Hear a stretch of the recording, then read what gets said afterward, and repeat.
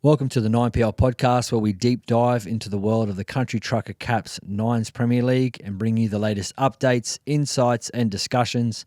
Today, we're interviewing new team, Arthur Beetson Foundation's ABF Future Immortals, with birthday boy on Monday, Ian Lacey. How are you, mate? Yeah, very good. Yourself? Very, very good, very good. Give us the background about the foundation. Yeah, so the foundation was formed in 2012. So the first Murray Carnival was run on the Gold Coast in 2011, and Arthur was an ambassador for that event and played a pretty prominent role at the event. Then unfortunately, we lost him not long after that carnival. So the foundation, the family, and Steve Johnson, who's the chair, they formed the Arthur Beetson Foundation. So essentially just to help carry on his legacy. He's well known for the work he did out in communities. Obviously, rugby league was what people knew him for, but I think more importantly, the work he did out in communities was quite significant, and he really prided himself on getting around communities, meeting everyone in the community, having yarns and learning all about them. So, and then obviously creating opportunities, especially for young Aboriginal and Torres Strait Islander kids. So the foundation was formed in 2012 to sort of continue that legacy, and they took over the running of the Queensland Murray Carnival.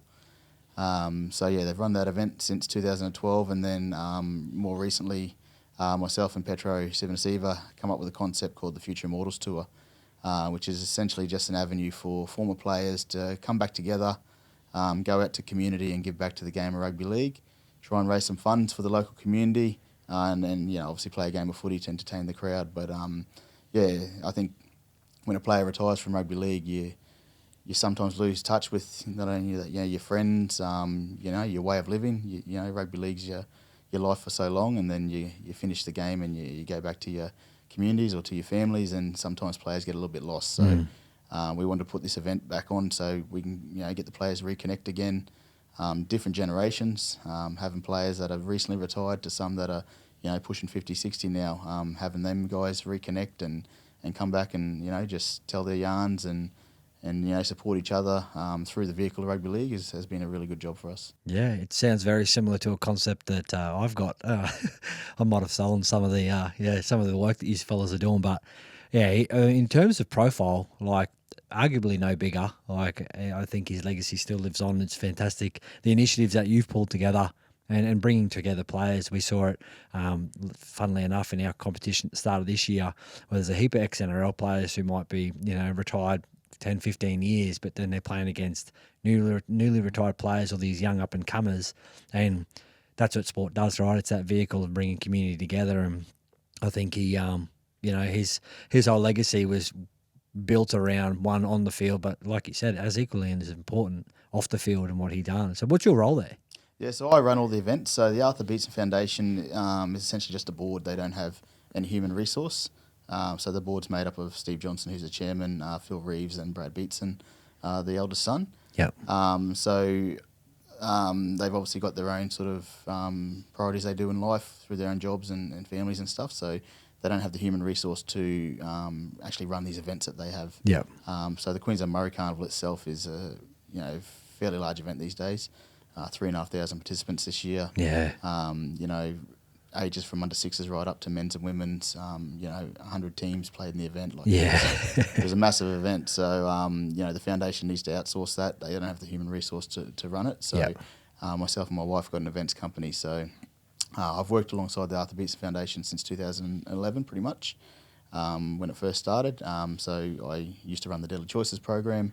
And then when the Queensland Murray Carnival was born, obviously Deadly Choices played a pretty big role in that event. Yep. And so we got to know the foundation, and I got to get to know the brothers, and obviously I knew Steve Johnson from my time at the Ipswich Jets. So it was a pleasure to sort of be invited into that foundation to continue on. I met Artie a few times. I didn't know him well, but I met him a few times, and as he does with everyone that he comes in contact with, he has a lasting impression on you. Just the way he presents himself, the way he talks, the passion, and just he's real genuine. Yeah. He was always really caring about, yourself as an individual, and obviously what rugby league could provide to you, but he wanted to make sure the individual was looked after first. So when I obviously got a chance to work with the foundation, and then in 2020 when I finished up my full-time role at Deadly Choices, the foundation invited me in on a sort of full-time basis to run all their events. Good. So yeah, we've got to work alongside them over the last, decade and a bit, and yeah, we're doing some really good things out in community. As I said, the carnival itself is massive these days, and now going out to, especially some of these Cape communities that we've been going to with the Future Immortals tour. Yeah, where have some of I've seen some on the socials, but yeah, could you tell us sort of the locations that you went to this year even? Yep. So this year, went to Mariba, just North Cairns. Yep. Went to Hopevale, where Maddie and Brenton Bowen are from. Yeah. And Kawanyama. So Kawanyama was actually the first community we went to in 2022. So the CEO of the council out there is Kevy Bell. So a fellow I played footy with, and I coached him at the Jets. So yeah, we were just yarning one day, and I was just talking about this concept that we were trying to get off the ground, and he said, "Oh, we'd love to have that in our community." So he brought us up to his community first. How good. Yeah, it was probably the wrong time of the year to run an event like that, because we did it sort of late October. Oh, It was so hot. muggy as. It was so hot. So the boys, these fellas, some of them retired for a long time, some retired for a little bit of time, but it was one of the hottest days Oh, wow. that I've ever experienced. So I ended up having to ref the game because the referee that we were going to organise didn't actually make it over to Cowie, so I actually Too had to ref the game. But it was good. So he gave us our first hit at that tour, the concept, and we learned a lot of lessons, and yeah, like, we didn't realise how much of an impact we'd have on the players. Yeah. Like, we thought this event was for community when we first brought it together. Yep. But then when the players get back together, and it's just like, in the sheds that are, pre-season training. Like, Yeah, absolutely. the boys just fall back into that camaraderie, Yep. the jokes, the way they just reconnect and pick up yarns. Like, some of them might have been 15, 20 years old, but Yeah. they'll remember it like it's yesterday. Yes. And then obviously there's a community engagement side of it, which they all love, and really get out and put a lot of effort into it. But then, yeah, when you get them back together in that environment where there's no community around, it's just them, just the players. Yeah. It's really enjoyable to see those exchanges that you see, and just a smile on some of the fellas' faces. And then some of the fellas just started sort of opening up to us around their struggles since they retired from footy, and without us even probing on that sort of stuff. Like, as I said, we had a safe space there, and the boys felt safe enough to be able to share some of their experiences, and it just really validated that, yeah, it's great to do this stuff for community, but it's also good for the boys. Absolutely. I think I'd never met Arthur. I'd see him at a lot of the high school, rep games and stuff like that. I'd come down playing for North Queensland, and he'd always be decked out in all the Roosters kit because he was doing recruitment. I'd always see him just sitting there, like you said, having that care for players, and he'd be sitting next to Jake Friend pretty much the whole time, or Benny Jones sort of thing, and I was so desperate for him just to wave to me sort of thing. I remember one carnival we played out in Toowoomba, and I would have been under 15s or something like that, and he half waved, and I thought it was waving to me, and I waved back really, really happy, and he was actually waving to the person behind me, and he like tilted his head to actually get around me for the wave. I was so embarrassed, but I sort of was still floating on cloud nine. But I think a lot of his stuff, he was trying to empower First Nations people to be leaders themselves, and clearly that's something that you've always taken on. And in your days, whether being playing football or now in business, in multiple opportunities you've taken, you've actually tried to excel.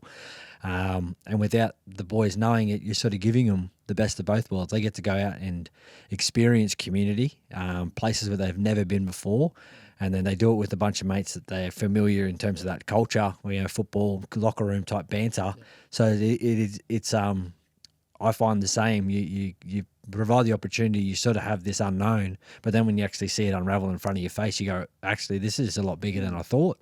What I'd love to know is what made you interested in putting the Immortals into the nines? So we sort of saw it last year, or this year, sorry, and just saw how big it was. Saw, again, as you said, like, you got players that you haven't seen for so long, and you see them on the field in the nines, and so on one of our tours this year, we were just sort of yarning as a group, and it came up in conversation. Oh, did you see the nines early in the year? And the boys were like, yeah, how good would that be? We'd love to play in that. And so that just sort of sparked my interest to think, obviously, it'd be great to put an ABF team in. Given that, we've been doing these tours now for the last 3 years. We've got a good group of fellas there on our contact list. We've probably had about 40 or 50 guys that have taken part in the tours over the last 3 years. Yeah. And as I said, players of all shapes and sizes, and some retired, some still playing, some retired for a long time. A lot of First Nations former players involved, a lot of, ones that aren't the non-Indigenous, Polynesians, Yep. Non-Indigenous players, but they love the opportunity just to go back and give back to community. Rugby league's a pretty powerful vehicle in, a lot and from my own sort of journey, you don't really realise how much rugby league offers you until it's done. And you learn so many life lessons and a whole range of other things that then translate into how you present yourself in the business world. So so it was great just to get those guys in that environment, and then when they said, let's we should put our team in that, that sparked their interest, and then obviously I ran into yourself a few weeks back and said, we'd love an opportunity, and it presented itself, and we jumped at it. I put the message out as soon as you said we can be in, and hit back straight away. All the guys that have been involved, they're keen to be involved in this. No, it's cool because I've and I'm just so appreciative that you obviously kids do nippers together, and you ask the question because we want to make sure that we're putting the right teams in this competition. Obviously, it's high level, but we want high impact as well, and what the foundation brings, what you bring, the players that are with you as well, they understand it, and hence the reason why they probably were saying, I'd love to do this together with this group. With that group of 50, I remember having a yarn to you only a couple of weeks ago about, your team list itself, and I thought it would have been torn to shreds because there'd be a fair few boys, and it's happening at the moment. A lot of jumping ship to different teams. It's hilarious, and sort of lighting fires here, there, and everywhere. And I read a couple of names past you that you'd already said that, no, I think they're playing for this team and that team. But could you give us a bit of an insight as to who's playing for you guys? And for sure. So obviously our captain, our creator of this Future Mortals Concepts, Petro. Petro's going to have a run. Yeah, Petro's going to run. Oh, my God. Purely just because he's our leader. That is epic. It was myself and him that come up with this concept, and he does a lot of the work behind the scenes for the foundation around, whether we're engaging communities to start the conversation around the tours, the Murray Carnival. We've got a tour to Vegas coming up next year, trying to raise some funds for the foundation to put more events on. Great. So he plays a significant role, and when we're on the tours, he's the captain. He's the one that they all fall in line behind him, and Petro himself. He's humbling presence, lovely person. Doesn't say no to anyone in community. Like, everyone loves him. He's just got that aura about himself. Even though he's retired a long time out of the game, you take him to a community, they all know who he is. 100%. Yeah.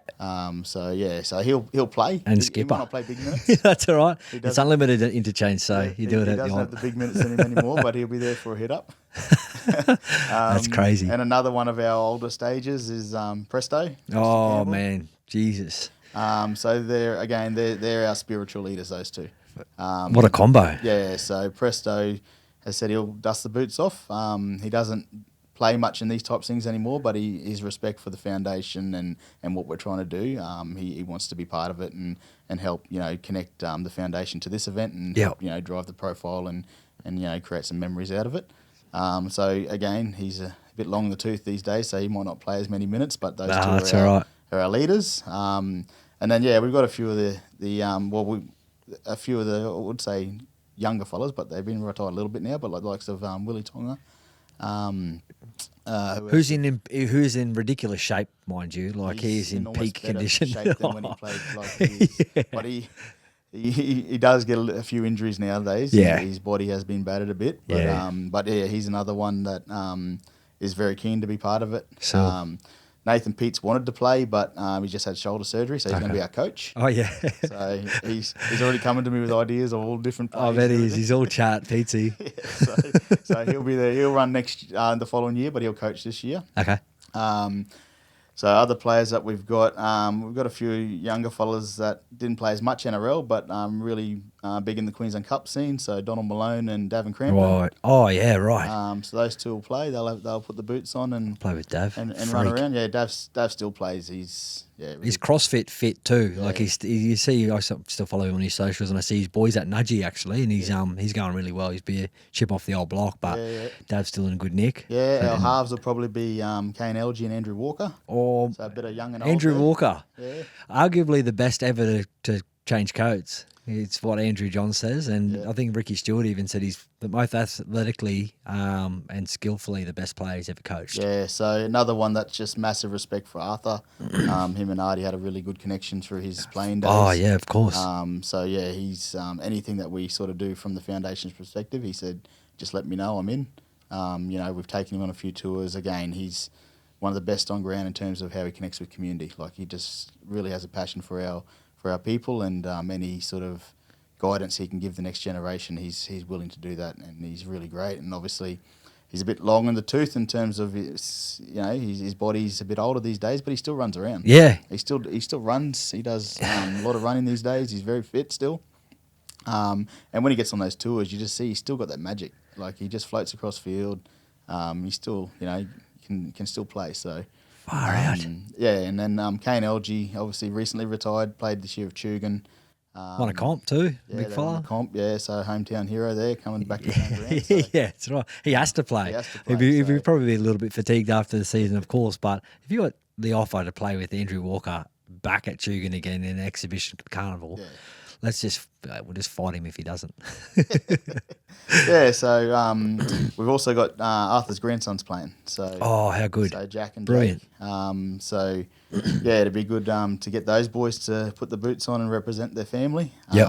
Both lovely kids. They're both big boys. They're not kids anymore. They've grown into adults. I've just known them for a long time. Yeah. So I see them as kids, but they're twice the size of me in height.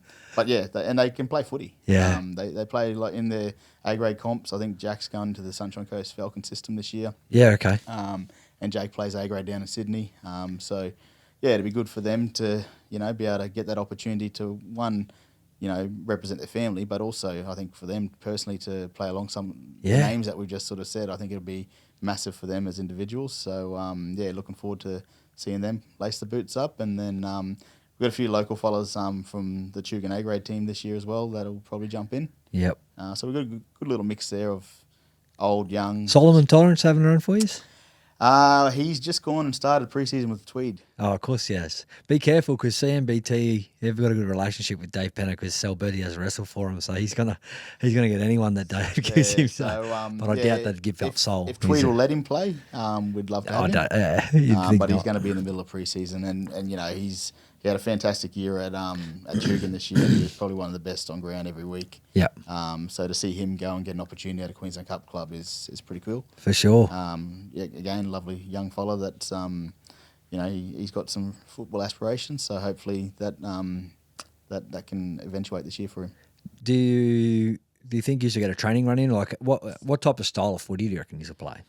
Yeah, I don't think it'll be too serious. I think we're not there to win it the first year round. We just want to be part of it. Yep. If we can win some games, so be it. But I think the boys will just have fun, to tell the truth. I think there's enough football heads in amongst all of them. There's enough younger bodies that can sort of... It's a good contrast, really. So hopefully, I think they'll play some expansive footy, hopefully. Yep.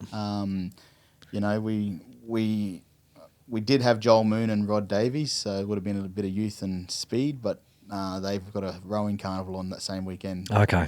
So they've just pulled out on me. But yeah, I think there's a good mix of... Back to the database. Back to the database. No, as I said, there's plenty of the guys that put their hand up. And I think we'll just experience it first year round and just see how we go. And you're not short of local contacts as well. I mean, yourself and Sel and Apanui, you're the local guys. Everyone knows who you are in the area from basically Sydney up. So you're pretty lucky to be able to lean on any young stock that are playing locally. But I mean, you are a fair chance. I wouldn't write yourself off just to be participating. And if you do win, we obviously are putting aside money, and also we're just trying to raise awareness around a not-for-profit. Is it the not-for-profit completely? Arthur Beetson Foundation as well again. Yeah, definitely. So anything that we win will go back into the foundation to put these tours on, essentially. Yeah, brilliant.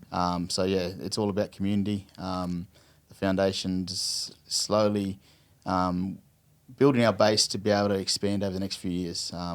As I said, for a long time it was just the Murray Carnival, but there's so much we've got to offer as a foundation. For sure. With all these players, we've had chats to the RLPA around how we can connect with the game a bit better. Yep. I think there's a opportunity for all these players that are retiring from the game. Some are going to obviously go into high-paying corporate jobs. Some are going to go into media. But for the vast majority, they don't have those opportunities when they finish. They go back to their communities. That's right. So this tour and some of the stuff that the foundation's doing is a perfect little segue for them to slowly transition back into community while still being connected to the game. Yeah. Because I think, that's for myself personally, and all the fellas that have been on that tour, we all talk about, that you lose something when you retire.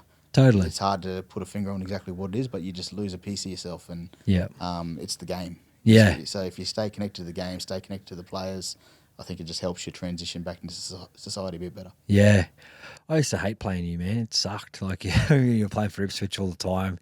And I think it might have been the year that we won it. I think you injured your neck that year.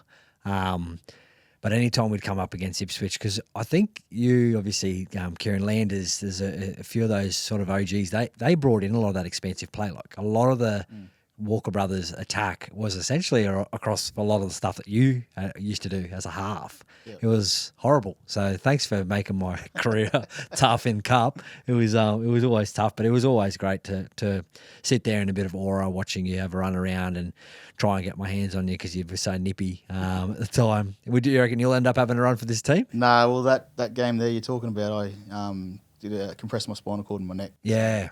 So I had spinal fusion 2022. Okay. And then I played Oztag last year and ruptured my Achilles. Oh. So my body's done. That's sending you a message. Yeah, my body's done, so I definitely won't be putting the boots on. My playing days are over, but I put these events on for the foundation. I stay connected to the game and the players in that sense. Yeah. I honestly couldn't think of anything worse than playing a game for I'm with you. Yeah, I think this is very, very similar. That this genuinely fills my cup up. Like, I'm still connected with the game. Get to connect with old friends. Actually, get to bring up some community. You get your local A grade players, but then you sort of get to meet people you hadn't actually met before, and then collaborate obviously with people like yourself and the foundation, and continue to grow that concept. And I think there is a huge area of the retirement piece that is starting to become more and more prevalent, where players do find it that tough. They do find that there is, if they don't fill it with something that actually replaces rugby league, it becomes tricky.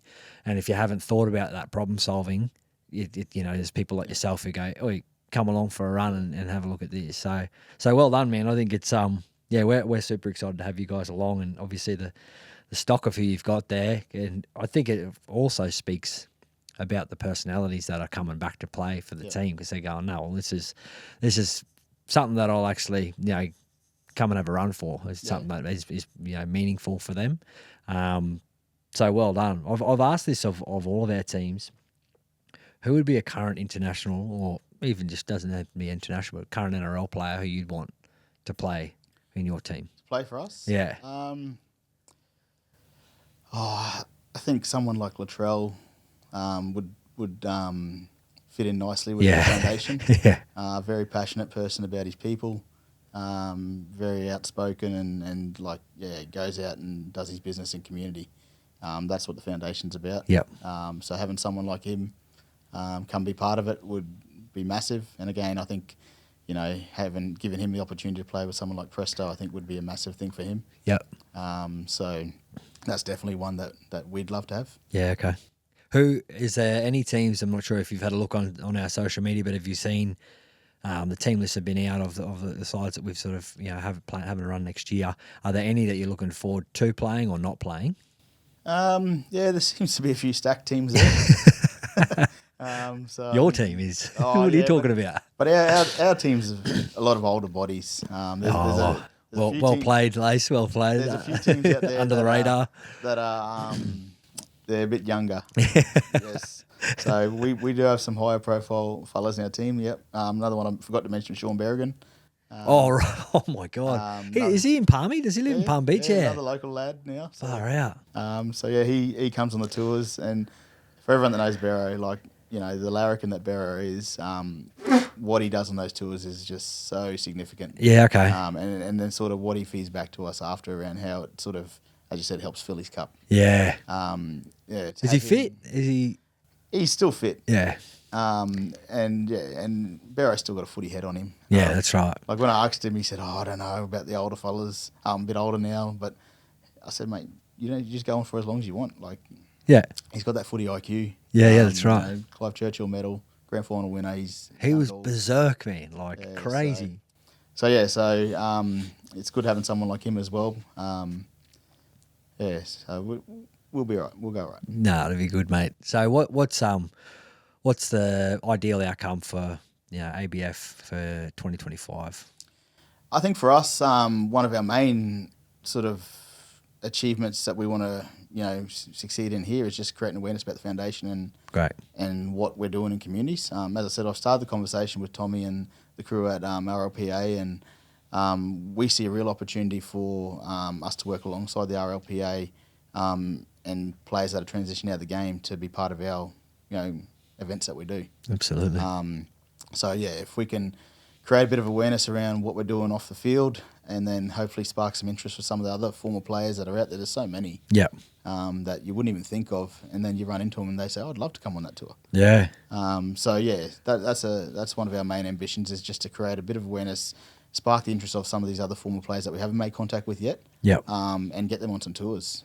Because when they get out to these communities, and some of these ones in far north Queensland, in Cape York, it's a total different way of life. Totally. It's you really it opens your eyes to when you're so embedded in the city environment for so long, to be able to step away from that and just Tyrone Roberts caught bloody 1.12 metre on our last tour. I saw it. Yeah, and it's things that you can't do that in everyday life down here in the city. No. You get out to these communities, you see how they live, you see how relaxed it is, and they talk about Murray time. Nothing goes to time and plan out in those communities. You just roll with the punches. Yeah. But then when you see what it provides for those players to actually experience our culture, our communities, and a lot of these communities up in far north Queensland, still English is a second language to a lot. Yeah, that's right. They practice culture regularly. They've got so much knowledge and wisdom, and it's good for our players, especially the non-Indigenous players, to actually experience our culture firsthand. Yeah. And then gives them a deeper appreciation for some of the hardships that we always talk about, what we're trying to overcome with our First Nations players. Because you see it so often, for every Jonathan Thurston and Matty Bowen that's out there, there's another 50 out in community that just haven't had the opportunity. Yeah. When we go to these communities and we try and build those aspirations for those young kids to follow the path of those sorts of players, if we can open the doors for them to, get out of their community in a safe environment, not just take them from their community and put them in the city where they're not going to succeed. You got to build some stuff around them. You build some resilience. You got to build some life skills. That's what the foundation wants to be able to achieve. Yeah, well, you're sort of getting the best of you are trying to provide the best for both, for the community as well, but for the players to get the opportunity to see it, but for them, they get to obviously help figure themselves out. Going up there, actually taking time away from a city and being in the bubble, and going, actually, maybe I was completely wrong. My perspectives have changed, and you're giving them that opportunity. So, well done to you, man. I'm pumped that you're jumping in. I'm stoked with the amount of energy that you're putting behind it. I'm really excited about it all. So, thanks very much for jumping in, and we'll make sure we clip all this up and send it out. But looking forward to building something together, man. Yeah, thank you. Happy to be involved. Cheers. Thanks.